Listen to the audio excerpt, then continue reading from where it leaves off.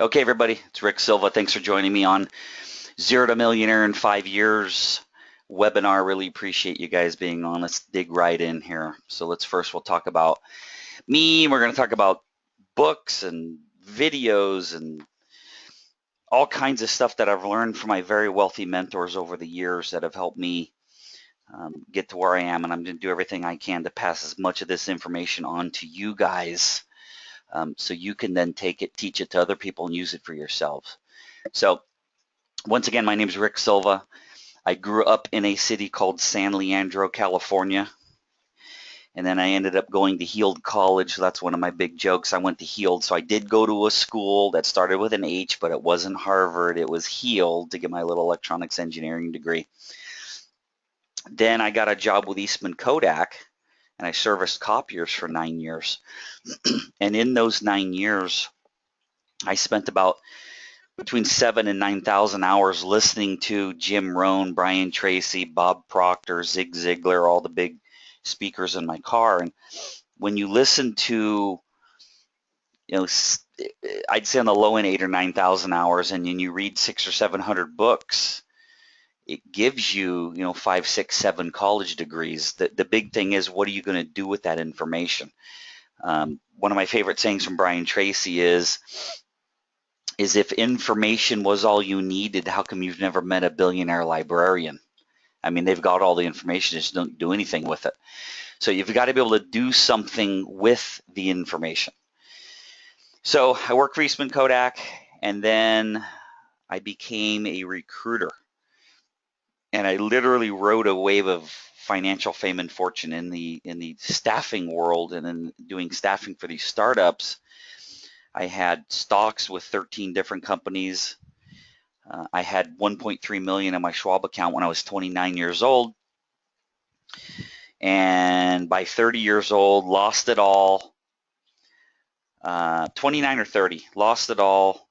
Bankrupt, lost everything. Turned the 1.3 million in my Schwab account to $1,200.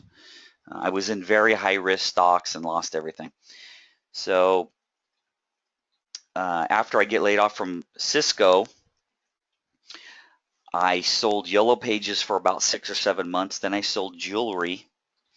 And the thing I learned, actually was jewelry first, then the Yellow Pages. The really the rude people would say, don't effing call me anymore. I hate the Yellow Pages. But the nice people would say, Rick, I don't do Yellow Pages. I do networking, and I do referrals, and I do networking groups. And at the time, I didn't know what that was. That was 13 years ago.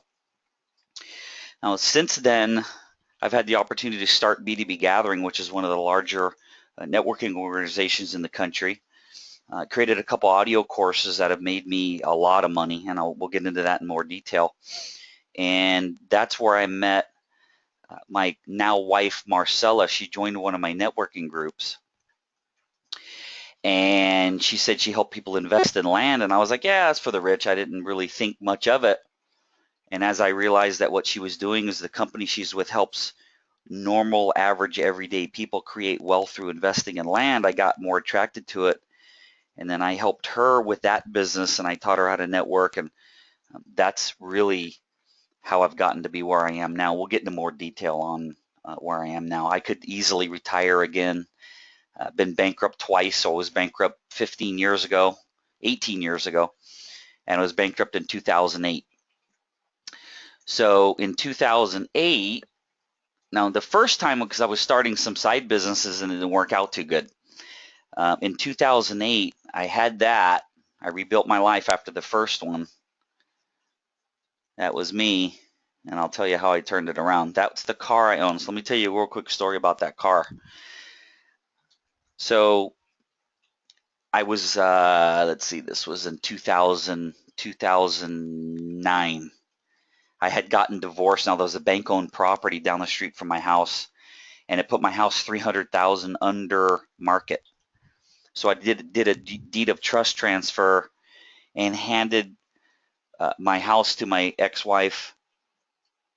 And somebody's saying, please show my screen. Todd, you're saying, please show my screen. Everybody should see a car on the screen. If anybody doesn't see a car on the screen, let me know, but it looks like everybody's seeing it. So Hey, Dan, are you seeing it? Yep, everybody's seeing it, Todd, so it's on your end. Sorry about that. I can't keep looking at that screen because it's going to get distracting, but everybody else sees the car, Todd. Okay, so I had this car and I'm living with a friend after my divorce. And when you're making 12,000 a month and it goes down to 6, and then you're paying 2,000 a month in child support, you're not going to live too long on your credit cards. So I called the company that I had the loan with, and I said, hey, I'm not going to be making payments on this car anymore. You want to come and get it? And the lady thought I was joking. She goes, normally we have to chase the people down. She goes, you're calling to tell. I said, not only that, I'll give you the address. So they came and towed that car away, and then I did a bankruptcy in 2008. And now we're going to talk about what I did to turn it around, who I hang around with, what I listen to, what I read, how I turned it around. So in a nutshell, I grew up in San Leandro. I serviced copiers. Then I became a engineering recruiter. Then I sold yellow pages. And inside of there for a little brief time, I was living with my friend. Right after that car was repoed, he decided to buy a house. I needed to find a place to live. And I didn't have any money. So I was working with Eric Lofholm. You know who Eric Lofholm is. I was working with Eric Lofholm, and we came up with the idea of me creating an audio course to teach networking. So I created this course. I'll tell you a little bit more about it. I have a screen that explains the profitability of it. But number one, you got to have a good topic, and then you can create audio courses and sell it. So I created this audio course. I pre-sold it, and I made 10 grand in 2 days. I took that money, I rented an office in Pleasanton, and it was a converted master bedroom of an old mansion downtown Pleasanton. And that master bedroom had 2 closets. So I put all my clothes in there. I bought a futon, and I actually lived out of my office for about 5 or 6 months. So I was technically homeless. I was living out of my office in Pleasanton and showering at the gym. And then I met my wife, Marcella. It didn't take long before we moved in with each other, and then we've made millions since. So we're going to talk a little bit first. If you look at the screen, Automobile University, I'm going to talk to you about the audios and books that I've read and listened to, talk about mentors, and we're going to talk about wealth and prosperity mindset and what I've learned from my very wealthy mentors. Before we get into the topic, I'm just going to read the screen to you. You'll not agree with some of the things that I cover today. I understand that. Just please ask yourself these 2 questions. Am I currently on my way to being wealthy? And did a very rich or an average person teach me the beliefs that I currently have? So a lot of times I talk to people about this stuff, and maybe they don't agree and just have a difference of opinion. And we gotta understand who taught us our mindset. And here's the biggest challenge. This is the biggest challenge that I've seen in analyzing all of this and why I've been able to do what I've been able to do, and you know, got a long way to go. I'm nowhere near my mentors, but I'm far above average. Here's one of the biggest problems with understanding wealth, and that is that most, if not all of us on this webinar, our parents had pensions. My parents, my grandparents, every relative I have over 60 years old has a pension. My father's bringing in 7 G's a month between his pension and his Social Security. My dad never needed to know how to save. If you don't have a pension, you better have 3 to 5 million in the bank when you retire, or you're not going to make it, or you're going to have to move to Nebraska or something. So the biggest challenge and the biggest problem is our parents didn't know how to do it. So how'd they know how to teach us how to do it? So I started chasing down wealthy people. We'll get into more of that shortly here. So another big one is, you guys have all done this today, but I'm going to tell you a little story about the ego hat. The only way you're going to learn from me or from anyone else is you got to take the ego hat off. And I know you know a lot of stuff, and I know you're most of you are self-employed, and you got strong personalities and strong will, but if we have the ego hat on, we can't learn.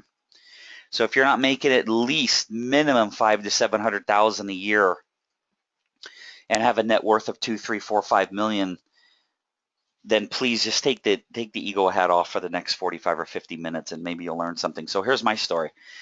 I'm sitting down with my very wealthy mentor in his office.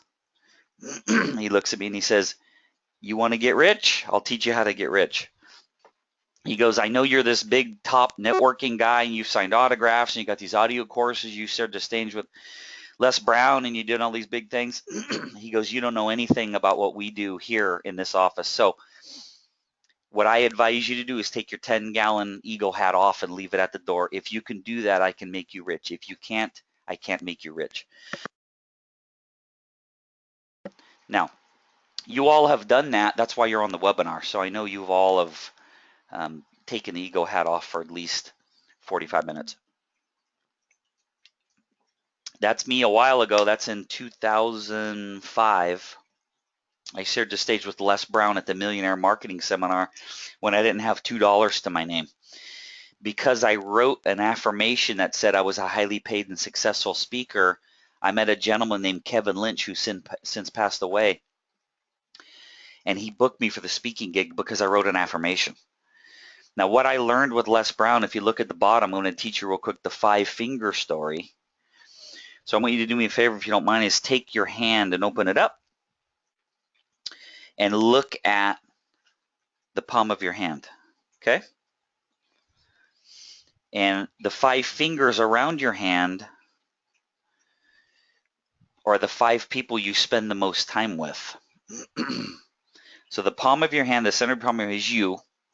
The 5 fingers around your hand are the 5 people you spend the most time with. Now I want you to look at those 5 people, which are your fingers, and add up how much each one of them makes per year.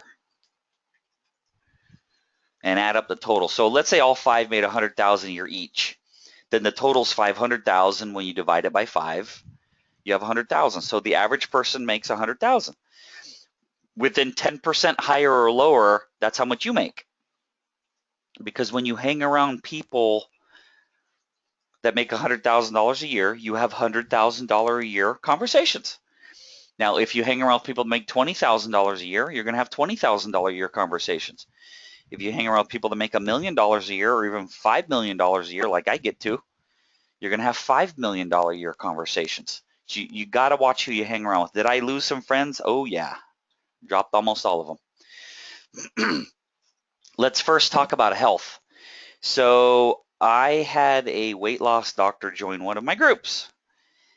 And I'm a guy that used to be pretty fit. I got a black belt in karate, purple belt in jiu-jitsu. But then you spend, your whole life sitting in coffee shops meeting with people. And I've spent 11,000 hours sitting in coffee shops. You start to have a little extra sugar and a little pastry here and a little pastry there. And, 4,700 coffee meetings later, I found out that I had type 2 diabetes. So here's a before and after picture of me. Left-hand side, 201.4 pounds. My glucose was 245. So when I went in and the doctor pricked my finger, she said I'd have been dead in a year from a heart attack or a stroke. On the right-hand side is after going on a 12-week, very intensive no sugar shake program. I lost 30 pounds. My glucose was checked last week after drinking a shake, a special shake. My glucose is only 82. I do not currently have type 2 diabetes. I completely cured it. I just don't want to get it back. So I'm very careful with what I eat. So we'll start off with this saying that came from my very, very wealthy mentor. And he said, the reason we have stress is because we have debt. If you think about most of the stuff going on in your life, it revolves around the lack of money, or you want to do something, you don't have the money, you got bills you got to pay, it's around. And he had said, when you have wealth and you don't have the stress of having to pay your bills, think about all the other things you could think of. Think of all the people you could help if you weren't worried about paying your bills. So that's something to think about. So I cured diabetes with Dr. Gardner in Walnut Creek. She's in Walnut Creek, California. That's her website, 360 WMS, if you want to learn more about her and what she does. So I'm on a very high protein, low carb, and no sugar diet. So for me, it's chicken at least 5 or 6 times a week. It's fish once or twice a week. It's red meat once or twice a week. I get to have bacon and eggs 4 times a week in the morning. No potatoes, no carrots, no beets, no fruit, no tortillas, no rice. The only bread I'm allowed to have is 50 cal, 50 cal, so it's 50CAL flax bread. It's sold at Sprouts, and it's sold at Trader Joe's. 50 cal flax bread with a tablespoon of almond butter, and I have a lot of vegetables. It's not necessary for a human being to eat fruit. You get the same vitamins and you get more fiber from vegetables. That's strictly my opinion, working with people to help me cure diabetes and save my life. Now, I still love my coffee, and I use stevia. Stevia doesn't taste as good as sugar, but if somebody told you you'd have been dead in less than a year, then you guaranteed to stop having sugar. So stevia, you guys can research it. Stevia is a natural plant extract. It's it's much sweeter than sugar, but it just doesn't taste quite as good as sugar, but I highly recommend you trying it. They have it in powder and liquid form. You go to any grocery store where the sugar is, you'll see all kinds of green and white boxes. Kind of green and white's kind of the symbol for stevia. So you see all these green and white boxes. You can try and give it a shot and see what you think. All right, now let's talk about books to read, videos to watch, and audio courses. This is what really changed my life. And the first one's a video. And all you got to do is go to YouTube and search Just Do It by Art Williams. Now, guys, I want you to keep in mind that after this, I'm going to email you by the end of today, this video will be on YouTube. This exact video will be on YouTube. And then I'm going to email you all the slides. So I'm not going to be staying on each slide long enough for you to write down every single note. But Art Williams, Just Do It. If that doesn't fire you up, nothing on the planet will fire you up. You'll want to bench press a car after you watch this video. It's the best. I've watched it hundreds and hundreds of times. One of the stories that changed my life, and let me grab my tapes over here. Yes, they are tapes that I don't listen to, but I can always convert. I think I converted an MP3 actually. So one is called the Blue Vase Tape or the Go Getter, and the other one's called Tough Times Never Last, but Tough People Do by Robert Schuller. I'm going to bang them together. So if my house is burning down, these two tapes and pictures of my kids are going with me. So the Go Getter is about a guy who is handicapped, and a company needed to hire a go-getter to run one of their, I believe it was a Tel Aviv office. And they put this guy through a test, and what he had to go through, I don't want to spoil the audio for you. If you can get a copy of it or read it, it's a fantastic story about overcoming adversity. You know, you see those pictures of people that maybe had a leg and an arm blown off and they're in the Olympics, and if they can do it, so can you. Yeah, it's like if they can do it, what's your excuse? That's kind of what this is about. It's really motivating. The next one is something that really changed my life. This is by Zig Ziglar. So you can look up this article. The article starts off like this. Would you say that you are a relatively honest and trustworthy person? And obviously, hopefully, we all would say, yes, I'm honest and trustworthy. Good. So as a relatively honest and trustworthy person, would you agree that you get more done the day before you go on vacation than any other day of the year? And if you're a trustworthy and honest person, the answer is yes. So his response to that is if you can get 2 or 3 times more done on the day before you go to vacation, why can't you do that every day? Why not? Why can't you do it every day? One of the reasons you get so much more done the day before vacation is because you're focused. You have a to-do list. That's what you should have every single day. It's not a matter of working harder. It's working smarter and being more focused. That's all it is. So unbelievable article about how to get more done. How to get more done by mimicking what you do the day before you go on vacation. We have 2 pages of books and tapes to talk about here.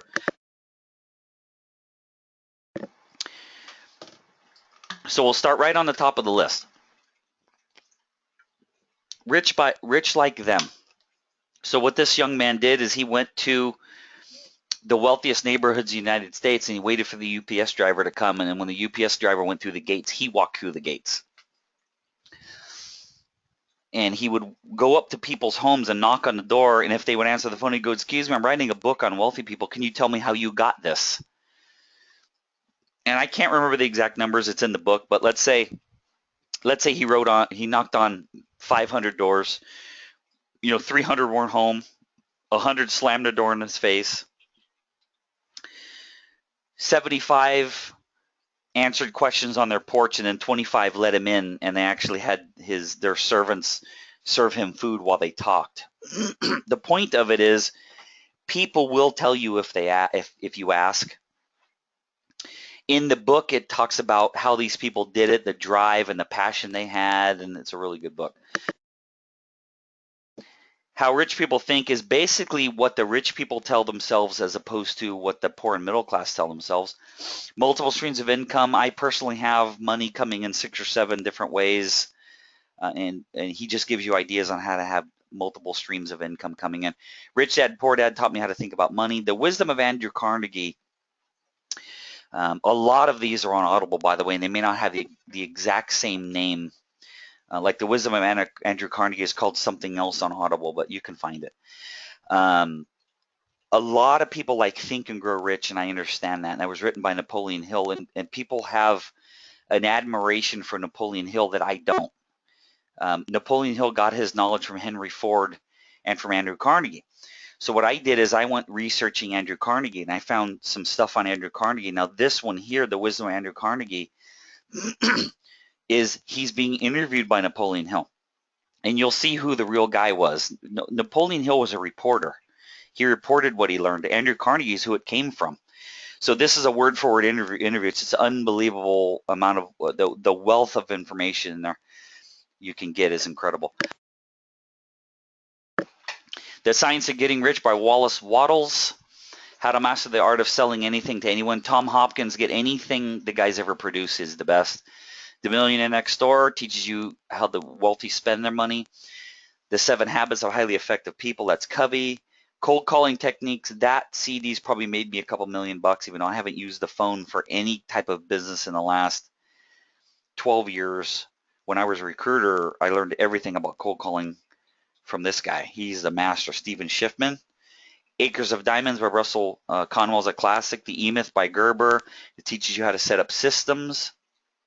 The Aladdin Factor teaches you how to ask. How to ask. Most people don't ask. That's why they don't get. The Courage to Be Rich. Then we have Tested Advertising Methods by John Caples. That one and this one right here. Tested Advertising, and down here in the middle, Ogilvy on Advertising, David Ogilvy. I mean, those two just teach you so much about how to tap into people's minds. Todd, I'm going to kick you in the butt. In the beginning, I told you get the whole book list. You guys are getting, forget the book list. I'm giving you this entire PowerPoint, guys. You're getting this entire PowerPoint, okay, and the recording. So yes, you're getting the list because you're getting my exact PowerPoint. All right. How to Sell Yourself by Joe Girard. Perfectionism, a sheer cure for happiness. So here's what I learned about that one. I had this issue where it's called analysis paralysis, where you just study something, you never get anything accomplished.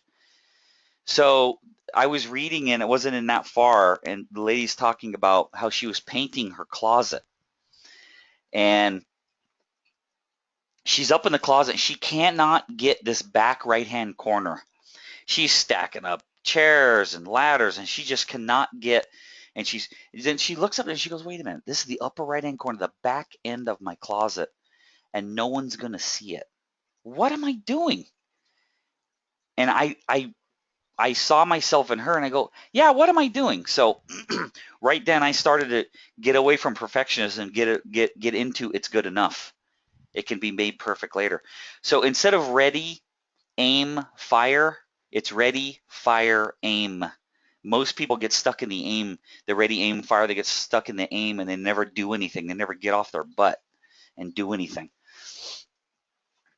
So that one's perfectionism. Dig your well before you're thirsty. Harvey Mackay, expert networker. The Richest Man in Babylon. Lead to Feel Anything by Earl Nightingale. So it went Earl Nightingale, and it trickled down from Earl Nightingale. It trickled down to Brian Tracy, Jim Rohn, Bob Proctor. All those guys you heard of started with Earl Nightingale. The Power of Positive Thinking, Norman Vincent Peale. How to Win Friends, Influence People. The Psychology of Achievement. Anything by Brian Tracy. Success Mastery Academy. The Business Coach by Brad Sugars. You Were Born Rich. Anything by Bob Proctor. He's my favorite. And then The Advantages of Poverty. So there's another good one by Andrew Carnegie. There's a very, very short list of books and tapes there. I have over 700. That's the ones I recommend to really, that kind of rounds it out and gives you a good bit of everything. Let's talk about knowing yourself. You can search purpose finding on the internet, and you can try to figure out, maybe you're meant to do something else in this world besides what you're doing. Maybe that's why you don't have the success that you desire, is because maybe you're not doing what you're put in this earth to do. Purpose finding will help you figure that out. You got to know your gifts. You got to know what you're good at. And then you got to always ask yourself, what do you love to do? And when you figure all this out, that's when the success and the money comes. The success and money only comes after you figure out what you love to do. So this is one of my favorite sayings. Most people love Fridays and hate Mondays. And in my opinion, to be very successful, you're going to need to learn how to hate Fridays and love Mondays, which is the polar opposite. Hate Fridays and love Mondays. Again, you can search purpose finding on the internet. There's also something about knowing your peak times. And there's times during the day, whether it's in the morning, the midday, the evening, that your energy, your physical energy is off the charts. Now, if you like to exercise, that's probably when you should do it. And then if your mind is clear at a certain time, maybe that's when you should do your writing, or maybe that's when you should be answering your emails. So you kind of need to know your gifts, your strengths, when your energy is highest, lowest. I answer emails between about 7 and 9 in the morning is when I get my most of my emails done. My fitness is usually between 10 and noon. Now, the 80-20 rule, we'll spend forever on the 80-20 rule. So the 80-20 rule is, I want you to think about the clients you currently have. So just think about the clients that you currently have, okay? Now, 80% of your money you earn from the top 20% of your clients. 80% of your time is wasted by the bottom 20% of your clients. So we all have clients, they hire us, they got the most expensive program, and they never talk to us on the phone. And then we have other people who have the lowest end program. They hardly spend any money with us. They're bugging us for questions constantly driving us nuts. Fire them. Get rid of them. Don't work with them. It causes cancer. It causes stress. You make less money. Find the people that really need you, that are willing to pay and not drive you nuts.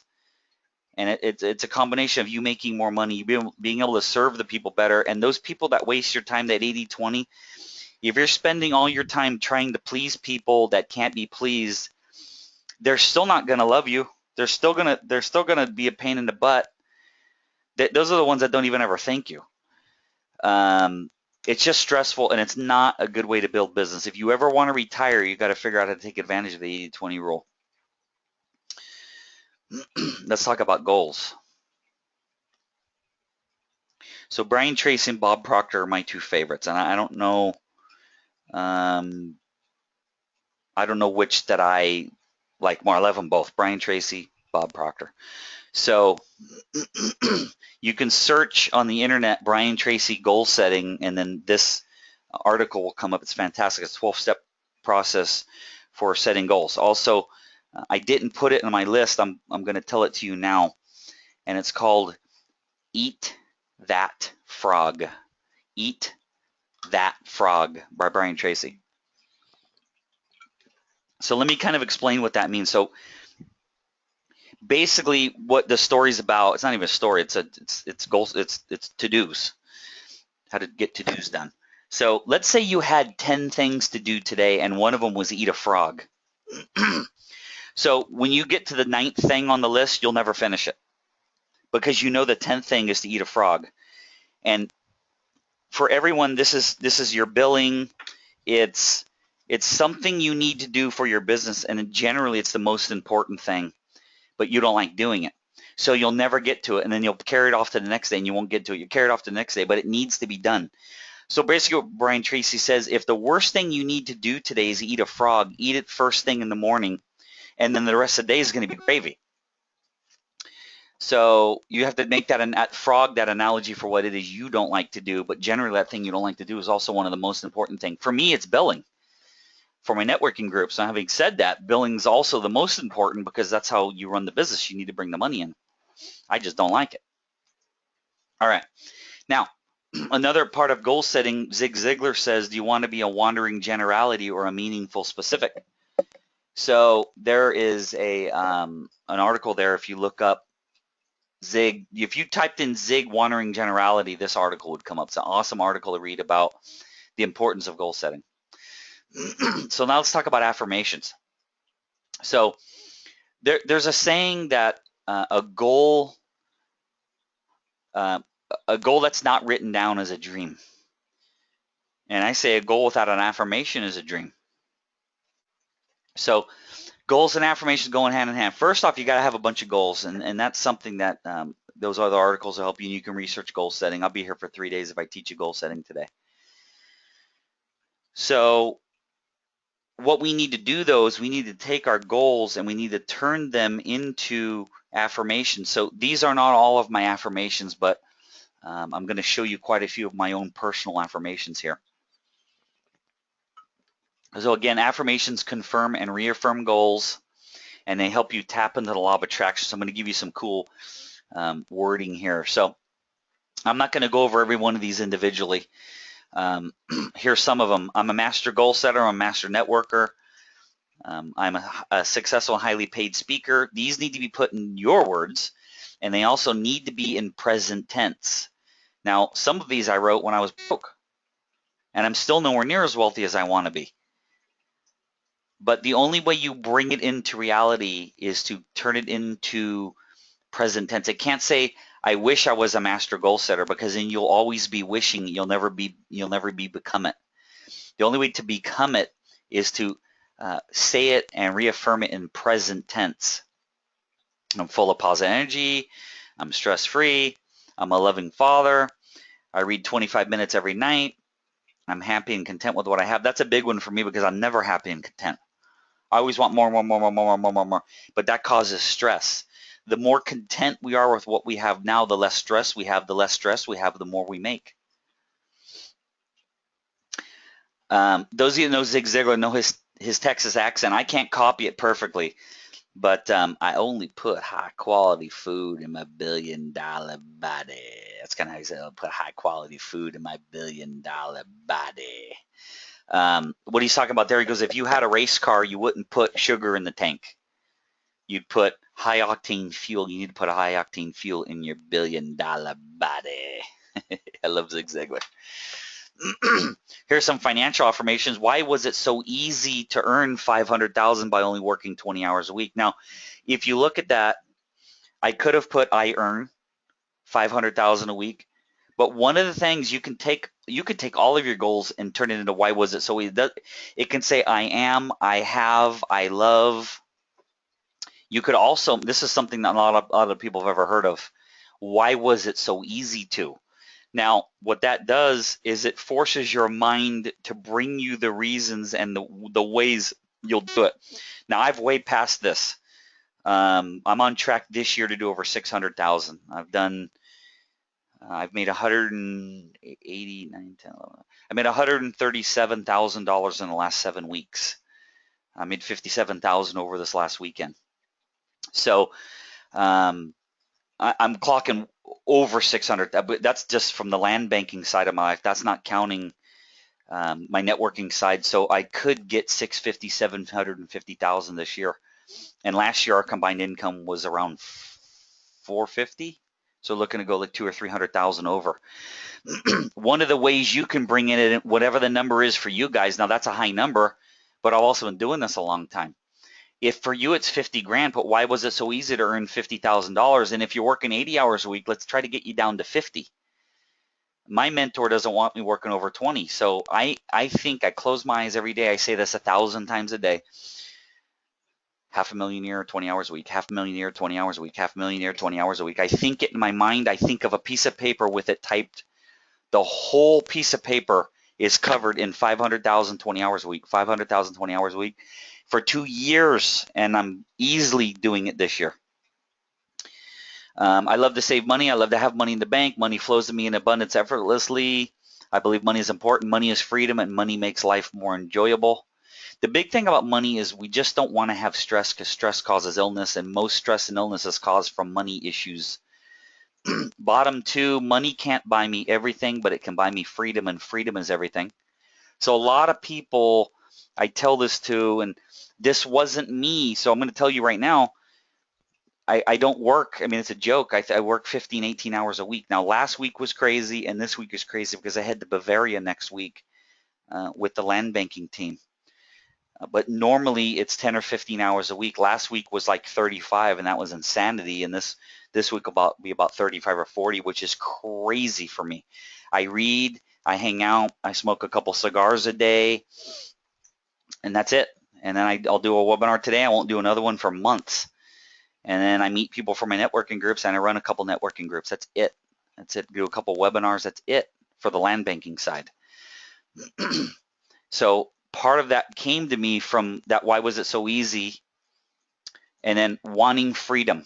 I love what I do more than anything, but that doesn't mean I have to do it 80 hours a week. People go, well, I love it, so I want to do it 24/7. Yeah, but you also like to sleep. You also like to see your family. Wouldn't you like to travel the world, have a nicer car? Oh, yeah. Well, and it's not all about how hard you work because you love it. It's about making money in less time and spending more time with other people, bettering yourself, donating money to charity, giving of your time. Can't do any of that working 80 hours a week. It's okay to have money come in that I did not work for. Now, my father was, you got to work hard, you got to bust your ass, you got to work hard. And I did that. I worked hard to build B2B Gathering. 10 years, 80 hours a week to make 80 grand a year. And then I started hanging around with people that make 80 grand every other day. And they were saying it is nothing to do with working hard, nothing to do with working hard. It has to do with working smarter, leverage, have other people do the work for you, learn how to get referrals, all these things. And that's where the money comes from. It's not from working hard, it's from thinking. Now, some people think thinking is really hard. In fact, I think it was Thomas J. Watson that said, the hardest thing man will ever do is think. That's why so many dare not endeavor in that activity, because thinking is the hardest thing in the world, and most people don't do it. I spend most of my time thinking. I'm not that smart, so I got to spend a lot of time thinking. One of my favorite quotes that every motivational speaker in the world has stolen: the only things that will change me in the next 5 years are the people I meet and the books I read. Sorry, I just swallowed some water down the wrong pipe. Now, for me, in 11 years, 4,700 one-on-one coffee meetings in coffee shops, 4,700 one-on-one coffee meetings. I like coffee meetings. A lot of people like to quote-unquote lead generate by having these fancy landing pages and databases and websites. Great, as long as that's made them millions of dollars, because meeting in coffee shops made me millions. Some people say, well, that's too slow, huh? I'm done. I don't have to work again. I'm done. I could retire today. And I didn't do it with websites. I did it with coffee meetings. So there are more than one way to skin a cat, I promise you. Let's talk about finding mentors. Finding mentors. So I don't care what you do for a living, there is somebody in your industry more successful than you. So I have a CPA on here, I have an accountant, I have a bookkeeper, I have a computer technician, I got real estate, I got interior design. Sandy, I cannot remember what you do. If you want to type it on a screen, I'll tell everybody what you do. Teresita, I think BHG Home. I'm going to guess Better Homes and Gardens. You're a residential real estate agent. I'm going to guess that. And Sandra also does real estate. So I got 2 real estate agents on here. No matter how much you make, there's somebody within a mile of where you live that makes 5 to 10 times more than you. Find them, ask them if they will teach you. Some will, some won't. Now, some of you have heard the 3 SWs, some will, some won't. So what? I have 4 SWs. Some will, some won't. So what? Someone's waiting. Next. Find the people that will help you. They're out there. You got to find them. Now, the one thing I did one time with my cousin, he thought I was an alien, which maybe I am. We were in the shopping mall, Stone Ridge Mall in Pleasanton. This was a long time ago. I don't do this stuff anymore. But if I saw somebody get out of a Maserati or a Jag or a really high-end Mercedes, a Rolls or a Bentley, I'd walk over to them and ask them, "Excuse me, what do you do?" And generally, it's real estate, business owner, and money manager. I'd say, "Could I take you to lunch sometime and ask you questions?" And I maybe did that 10 times, and I probably took 4 or 5 of them out to lunch and got unbelievable information. But going back to that tape set called the Aladdin Factor, when I was showing the book and tape list, most people, they don't have the guts to ask, so then they don't get wealthy. Also, before I move on, I want to remember I read this to you, so I'm going to read to you something I carry in my wallet. This is a pretty famous saying, but a guy taught me this, and I'm gonna give this to you. But I had since found out it was all over the internet. Small minds discuss people. Average minds discuss events. Great minds discuss ideas. I'll give it to you again. Small minds discuss people. Average minds discuss events. Great minds discuss ideas. That goes back to that part where I had you hold up your hand and look at your 5 fingers, and you got to analyze the 5 people you're hanging around and spending the most time with. It's critically important that you're having the right kinds of conversations, or you're not going to get where you need to get. Success leaves tracks. Again, we were talking about just find people that have already done it. So this is my analogy about walking in the snow, because Brian Tracy says success leaves tracks. Now, my wife, Marcella, is from New Mexico, and way up in the mountains in Rancho State Taos. I'm going to be retiring up there and building an estate. We're getting ready to put an offer on 56 acres up there, and then we're going to build a house and buildings, and I'll retire up there in about 10 or 12 years after my kids get older. So we're up there, and we're hiking through the mountains looking to cut down a Christmas tree. Marcella's 12 years younger than me. I can't keep up with her on my best day. Her father is 68. I'm 46. I can't keep up with him on my best day. So they're off looking for a Christmas tree. I lose them. So now her father is a pretty famous outfitter. He's a hunter. He takes people elk and deer hunting. So what I did is I was following in his tracks, and I lost him. So I just kept walking in his tracks, and ultimately I caught up to him. It's no different with if right now you only have $1 to your name, or you got $1 million and you want 10. My goal's 40. Whatever the number is for you, there are people out there that have it. Figure out what they did, because success leaves tracks. Walk in the same steps they did, you'll have what they had. Have coaches, mentors, just hang around with people. So my mentors and my coaches would be Brian Tracy, Bob Proctor, Zig Ziglar, Jim Rome, Eric Lofholm, and then my land banking mentors. So I've probably spent, conservatively, 2,000, no, more than that, at least 3,000 or 4,000 hours with Brian Tracy in my car. It's the same thing as spending time with him. Probably at least, I'd say 3,000 hours Brian Tracy, 3,000 hours Bob Proctor, and then more than that, probably 3 or 4 each, and then at least 2,000 hours with Jim Rohn and Zig Ziglar. Now, those of you know Eric Lofholm, Eric Lofholm's a sales trainer, but he teaches a lot more than that. I didn't go to him for sales training. I had already studied all the guys that he studied, but long before I met him. I'm a couple years older than Eric. What I went to Eric for and what I learned was systems. So there's a gentleman on this webinar today his name is Todd Lay. And Todd was there when I didn't have $1 to my name. I joined a mastermind group with him that cost $5,000. I borrowed that money off my mom. This was a while ago. I think it was in 08 or 09. I was bankrupt. I had no money. I borrowed $5,000 off my mom. And while Todd was sitting there, he saw Eric give me the ideas to create my audio course, which I've made hundreds of thousands selling. I've taken that money from selling the course, and that enabled me to afford to hire an assistant. And then what you do is you have an assistant. Anything that costs you, like for me, anything that costs me that I can pay somebody 25 bucks an hour to do, so I can spend more time on the things that make me 2,000 or 3,000 an hour. I just started giving her more to do. The more I gave her to do, the less I had to do, the more I made. But I used the leverage of creating an audio course and to make a ton of money speaking and training and coaching clients, and then took that money and reinvested it in myself and in getting an assistant. And then my land banking mentors have taught me a lot of what we're going to be covering here shortly. Have accountability partners. So I formed a men's group, and in that group are 6 guys. I'll tell you how we do it. So you guys could form your own mastermind group if you want. So there's 6 of us. We meet once a month for 2 hours. And each person gets 15 minutes. And then, so 5 people get 15 minutes and 1 gets a half an hour at every meeting. 5 guys get 15 minutes, 1 gets a half an hour, and then we have 15 minutes in there for administrative and potty breaks and all that stuff. Let me get a sip of water here. So every guy except 2, because they're new, have cried. Nothing's off limits. We discuss everything.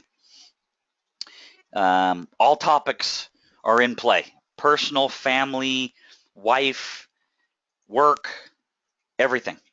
And we just talk for 15 minutes each. And it's awesome. So that's how I did my mastermind group. 6 guys, 15 minutes each, 1 guy gets a half an hour. Now let's talk about the difference between business owner and being self-employed. This is a big one for me because a lot of people in my group say, my business, but they don't really own a business. They're self-employed. So let me give you 2 definitions of what a business owner is. Brad Sugar says, my definition of a business is the following: a commercial, profitable enterprise that works without me. My definition of business is the following: a commercial, profitable enterprise that works without me. The E-Myth by Michael Gerber, a business that is profitable, more valuable, systematized, and less dependent on the owner. Just remember, if you have to be there, you're self-employed. If you have to be there, you don't own a business. That's not a bad thing, everybody. It's not bad. It just is. You don't own a business, you're self-employed. It's just, you need to know the difference. To be able to retire or sell the business, you need to figure out how to earn money by not being there. No one wants to buy a job, they want to buy a business. So if you ever want to sell what you have, but you have to be there all the time, or 20 or 40 or 60 or 80 or 100 hours a week, no one wants to buy that. No one wants to buy a job. It has no value. Let's talk about multiple sources / multiple streams of income. The best way to teach it to you is just have you go research, or I'll be here all day.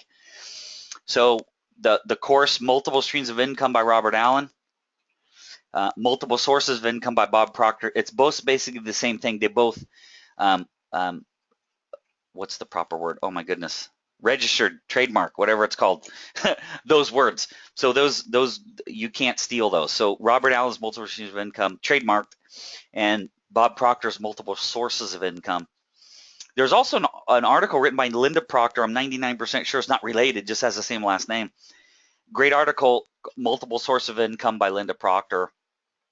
You got to have money coming in. So I have, give you just an example of what I have. Not all of it is, so there's linear income and nonlinear income. Linear income you work for, nonlinear income you don't work for. So real quick understanding of my life. So here's what I have. I have my networking groups. Now, when I meet people up front and they join one of my groups, it's $395 or $475. So I make money by meeting people and then they join the groups. Now, that's linear. The nonlinear income is I have people that have been in our groups for 10 years. So when I met them the first time and they joined, I made $400. When they stayed with me for the next 9 years, I'm sending them an invoice. $400 comes in the mail. That's nonlinear income. Then I have one-on-one coaching clients. That's linear because I'm trading time for dollars. Then I have, I'm getting ready to start. I haven't done one in a while. I'm getting ready, and you guys are the first ones to hear about it. I'm getting ready to start. Now, just so you guys know, they're listening to this 10 years from now, we're talking about July 2015. I'm getting ready to start a group face-to-face coaching program. It's called the Diamond Mastermind Group. That's going to be in Pleasanton, California, once a month for 2 hours. And then I'm going to do a virtual one that's going to be webinar-based masterminding and networking coaching on the internet for people that don't live near Pleasanton. So I'm getting ready to start those up again. Yes, it's linear, but the hourly rate's pretty high. The advantage of group coaching is the person facilitating is making a higher per hour rate, and then the people in the groups are paying less because they're not paying for the one-on-one time. So it's good for both. Then I have land banking. So I help people invest either $30,000 on up to $1 million in old 401ks and cash into land in very high growth areas. That's called land banking. So that income is staggering. That's where I've done, 100 and whatever I said it was, over 130,000 in the last 7 weeks. And then I have my land investments, and I've just received an offer on one of my investments that's quite tidy. So I have money coming in a lot of different ways, and you need to figure out how to have money coming in more than one way, or you're going to have income stress. I sat with a gentleman that worked for one of the big accounting firms when there was a big five. I think it's big two or big three now. And he was sitting with me, and I was asking him to mentor me, and this is 13 years ago. And he said, I want you to think about Gillette. And he said, Gillette is $1 billion company because they sell razors or razor blades. Razors or razor blades. And I thought about that a second, because the razor sometimes costs 40, 50, 60, 70 bucks, and the razor blades only cost 50 cents to $1.50. But I thought, wait a minute, the razor's a one-time shot, and the razor blades I got to buy for the rest of my life. And I looked at him and I said, razor blades, and he said, I can teach you to become rich. So it's a lot of times when people think about just raising their prices and gouging people, I got to make more, so I'll just raise my prices. That's not always the way to do it. Maybe you could have 10 people working for you, and you're making money off of every one of those people, and then that's your razor blades. Earning money on razor blades is how you're going to become wealthy, not selling one high-priced item. Now let's talk about money and investing. So when I sat with the wealthiest of all my mentors, these are the things that he taught me after this next slide.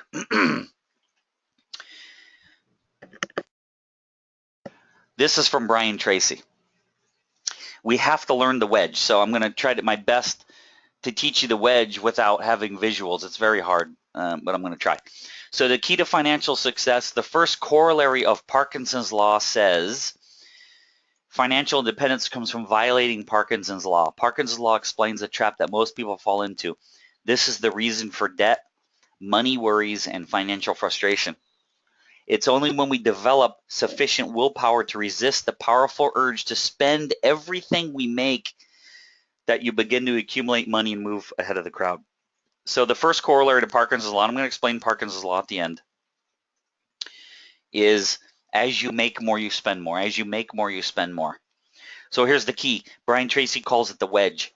If you can drive a wedge between your increasing earnings and your increasing lifestyle, because you're buying all kinds of crap, and then save the difference and invest it, you can continue to improve your lifestyle. You can make more money. By consciously violating Parkinson's law, you'll eventually become financially independent. So here's what Parkinson's law says. Parkinson's law says the task expands to meet the time allotted. The task expands to meet the time allotted. So let's say I gave you a project to work on and said you have a month. Well, you won't kill yourself on it today. You'll start working on it in about 3.5 weeks, and you'll get it done in a month. So we allowed a month-long project to take a month. Now, if somebody said, I want to promote you, but before I can promote you, I need you to have this project done in 3 days, you get it done in 3 days. So in that definition, that was the project expanding to meet the time allotted. The Parkinson's law also talks about money. And the correlation of money to Parkinson's law is that expenses will always rise to meet income. Now, this is the law you must break. Now, with 3 people in the accounting world on this webinar right now, they get it probably better than most because their wealthy clients have done this, their broke clients don't. This is what you need to do. As your income goes up, I want you to imagine that you have a line going up, and you drove a wedge between the line where your income's going up and your expenses, and you try to drive the expenses line down. And if that line traveled for a couple miles as your income was going up and your expenses were going down, you'd have a humongous gap between income and expenses. That separation is your savings, is what you've invested, is how you're ever going to retire. If you don't drive a wedge in between it, you flat out will just never retire. That's just the way it is. You have got to find a way to make more, spend less, and invest. Now, we're going to go over this in detail. This is from a very, very, very, very wealthy man. Okay. And you, again, this is the part where I said you might not agree with some of this. You might not agree with some of this, but I do all of it. And it's made me pretty well off in just a few years. So here we go. You must learn to outpace inflation. That's why I invest in land. You must learn to outpace inflation. That's why I invest in land.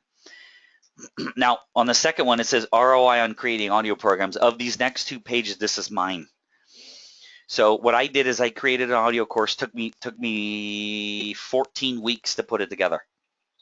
And I used to sell it on this big, with a big case and 15 CDs in it. And I bought the burner, and I bought the printer, and I bought all the blank CDs, and I bought the cases, and I got the covers printed, and I did all that. And my hard cost is $28 a set. And I sell it for $197. So 27 into 197 is what, 8 times, 9 times, 8 times? I'm making 8 times return.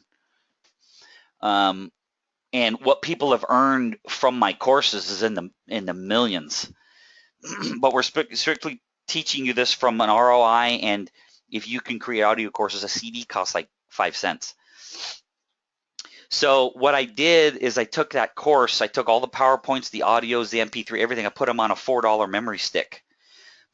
So my hard cost per program went down from $28 to $4, and I sell about 15% more of the memory stick than I do the big case, because people don't want to lug CDs all over the place. So my sales went up, and the profit went up to like 100, what is it, $4, it was 25, 26 times return.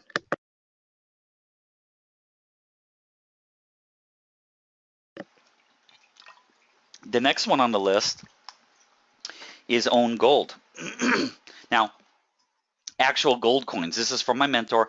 Gold is not a very good investment at all, but gold attracts more gold. So let's go into more detail on this. Gold is actually a horrible investment. I don't even consider gold to be investment at all. So here's the thought process behind it. I want you to think about the time of Christ. An ounce of gold would buy you a nice pair of slippers, a nice robe, and a beautiful belt. And today, an ounce of gold would buy a man a very nice pair of shoes, a very nice belt, and a very nice suit. So gold has never outpaced inflation. It never will outpace inflation. It's not a good investment. It's a commodity. Now, I meet people all the time, and they say, I have gold in my 401k. And I'll look at them and go, where's the gold in my 401k? No, where's the gold? It's in my 401k. Where's the gold? It's in my 401k. So you don't have gold. No, I own gold in my 401k. You don't have the gold. So what my mentor said is buy blocks of gold, gold coins, because gold attracts more gold. Gold is not an investment, but gold is an attraction unit. It follows the law of attraction. The more gold you have, the more gold that will come. So if you're buying gold as an investment, that's the mistake. Buy gold, actual real gold in your hand, for what it will do by attracting more gold. No matter what you invest in, whether it's land or whatever it is, you must diversify. Now, I have 6 different parcels where factories, houses, distribution centers, solar will go. So I've diversified. Everything I own is in land. Another one on the bottom. Credit cards paid off at the every end of every month. If I can't pay my credit cards off at the end of the month, then I wait 7 days to decide if I really need whatever I was about to buy. If I don't need, if I do need it, then I can only buy it if it can be paid off in 8 weeks or less. That's that whole thing about having, you have to have the ability to control your spending. Of my income, 1/3 for taxes, 1/3 lifestyle, 1/3 wealth creation. 1/3 taxes, 1/3 lifestyle, 1/3 wealth creation. For me, it's a diversification of my portfolio. I know there's no prepayment penalties anymore, but let's just read it anyway. Buy a home with a 30-year mortgage and make the highest payments possible without the prepayment penalty and get it paid off in 15 years. No matter what happens, my house can't be taken away and I will not be homeless. If I ever needed money, it's sitting there. The big thing here is it's get your house paid off. If anything happens to you, you won't be homeless. That's the key. The key is to not be homeless. And that was the same thing. Actually, I think, is it on the next page? Huh. Hold on one second. Oh, it's on the next page. I'll tell you in a second. Okay. All right.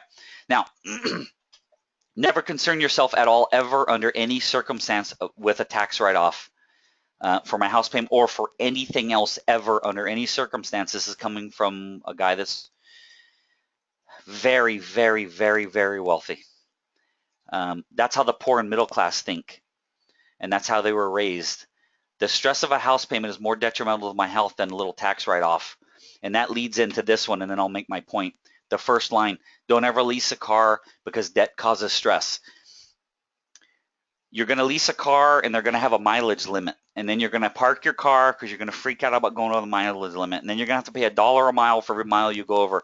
You got the stress payment, you got the balloon payment either up front, the balloon payment at the end. If you're leasing a car, you have a car payment. Debt causes stress, stress causes cancer. The tax write-off thing, he looked at me and said, next time you want to do something, we're in tax write-off. He goes, write me a check for 100 grand, I'll give you 30 back. And he goes, if that's how you want to live your life, because wealthy people don't ever under any circumstance think about tax write-off. So that's just coming from my mentor. Again, did I say you'd agree with everything? No. But I'm pretty well off and he's got me by 500 times. Have a minimum 12 months cash reserve in the bank. If I don't have that much reserve, I feel more naked than I would if I was naked in the Mojave Desert. When I get a huge commission and or sell off one of my land parcels and pay the house off in 5 years if possible. I also have a $3 million umbrella policy. Minimum. Always remember that debt causes stress. Stress causes illness. Let's talk real quick about networking. We're almost done. Which is good because I just ran out of water. Okay, so I'm going to be doing a networking seminar that's going to piggyback off of this one. I'm not going to show you the next slide because the date is incorrect. So I will be emailing all of you. Again, we're talking about in August of 2015. So if you want to get on one of my networking webinars and it's after that, just send me an email. I know you're going to be seeing this on YouTube for years to come. Just send me an email and you'll see my email at the end. So I'm going to skip the next slide. And then these are going to be the next 2 land banking webinars for the interested in learning more about how we help people invest in land. My wife, Marcella, does those. That's August 11th at 10 a.m. And it's August 27th at 6:30 p.m. And that's 2015, obviously.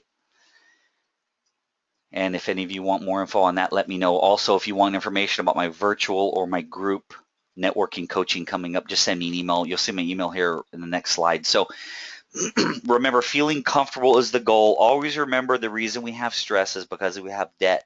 Debt and stress causes illness. We want to not have that. That's the #1 reason I want to become wealthy is I don't want stress. Guys, if you want more information about my services, it's rick@b2bgathering.com. This is the end. Thank you very much for being on the webinar and spending an hour and 15 minutes of your day with me. That's a lot of time. That's a huge investment. I appreciate it. Guys, thank you very much. We'll talk to you all soon. I'm going to stop the recording now. Thanks again.